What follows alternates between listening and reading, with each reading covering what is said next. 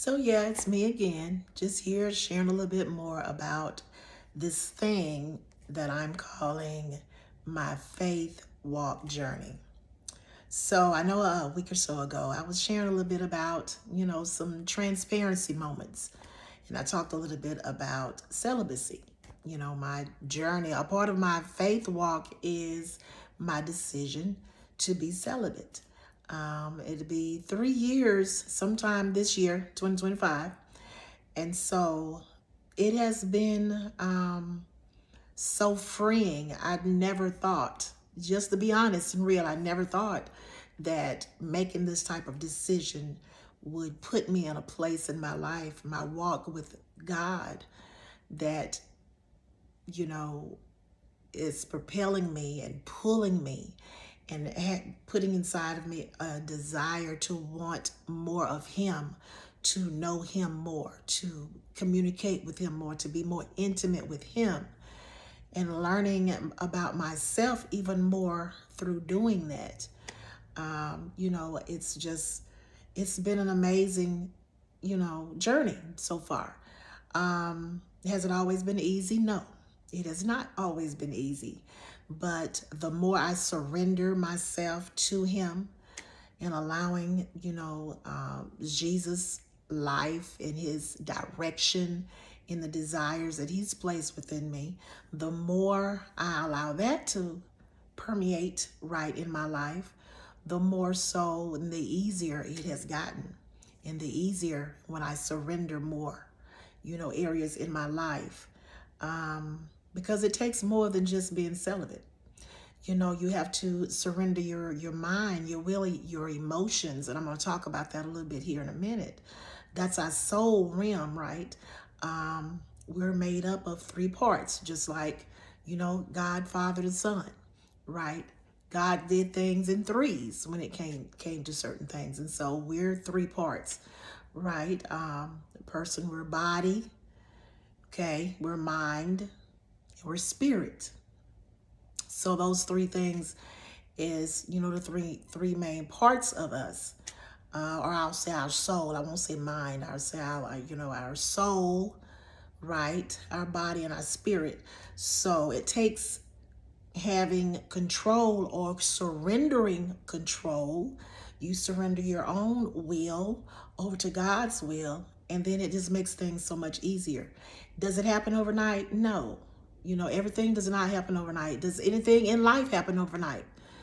you know, when you want to grow in something, it takes time. When a baby is born, they don't come out 21 years old. Would that be great? So we wouldn't have to go through all the stuff we go through as parents, but that's a whole nother conversation for another day. And so, making this decision to live a celibate life until I remarry, and you know, I don't have any problems with it at this point. There's no turning back. And I love the fact that I can use this time to develop and nurture and just learn more and more about God, and being intimate with Him and learning those things, right? So while I had a few minutes here, quiet in the house by myself, I said, you know what, let's go ahead and do this. So without further ado, I'm just going to share a little bit about my study this week that I was I was led to do. So it comes from 1 Peter chapter 2, verse 11. And it simply says, and of course I'm reading it out of my Passion Translation Bible. It says, "My divinely loved friends, since you are resident aliens and foreigners in this world, I appeal to you to divorce yourselves from evil desires that wage war within you." Right. So it's got some powerful words in there, right? So I like to dissect stuff. I don't just read it. I like to break it down to make it plain for me and anybody else, fourth grader, fifth grader, whatever, right? To be able to understand what it's really saying. So I looked up some of those words. Of course, most of the words I know what they mean, but when you look them up and you actually get the actual words that are used to describe, the definitions of some things, you'd be like, wow, that adds even more power to it, right? And I do a lot of that in the book that I'm writing, right? And that you all will be able to partake in very soon. So one of the words I wanted to look up was aliens and foreigners. So, I think alien, ET, right? You see movies and stuff. My son loves the Marvel movies. He has me watching just about every last one of them.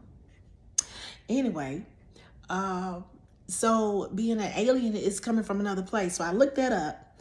And alien actually means life that originates from another world rather than Earth. That's exactly who we are. When you're in Christ, okay? You're not from here. We're not regulated per se by the way the world operates. We operate from the heavenly realm, right? From where God comes from, because that's where we actually came from before we came to the earth.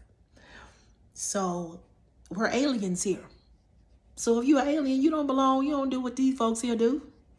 You got a whole nother manual that you go by. Hello. So, and here, come on, yeah. So we're aliens. Foreigner actually means someone who belongs to a country that is not your own. So you're in a country that you don't even belong to. So of course, you're not going to have the same mindset. You shouldn't have the same behaviors. You shouldn't have the same lifestyle as someone in another that you're in a country you don't even belong to. Hey, where you came from, boo? Okay. So another word I saw in here that was, kind of important and stuck out to me is it used the word divorce. It didn't just say separate or, disassociate or whatever. It says divorce. So the meaning of divorce, I looked up. It says divorce. Let's see. Where is my definition? So it means to separate. It means to disassociate something from something else, or it means to distance oneself. So this verse is telling us that we need to divorce, we need to disassociate, separate ourselves from, distance ourselves from, right? Evil desires. Yeah, I'm talking about celibacy some here. There are some evil desires that come along with that. But a lot of times, we look at the quote unquote big sins or big evil things, right? Killing people, stealing, right? Cheating, whether that's on your spouse or significant other, taxes, the government, cheating. We think about those things when we think about evil desires. But I would like to also mention there's other things that are evil desires, right? When you try to manipulate people, that's evil. When you use people and take advantage of them, that's evil. When you lie to someone, big lie, little lie, it's a lie. That's evil. Anything that does not represent Christ is evil. It's either black and white. It's, it ain't no middle ground, baby. We ain't doing that over here. That's not what we doing. There's no middle ground. So when we think about evil things, it's not just, fornication or adultery or whatever. There's other types of evil desires. And, I forgot I forgot the word I'm trying to use, but gateway. When they use the term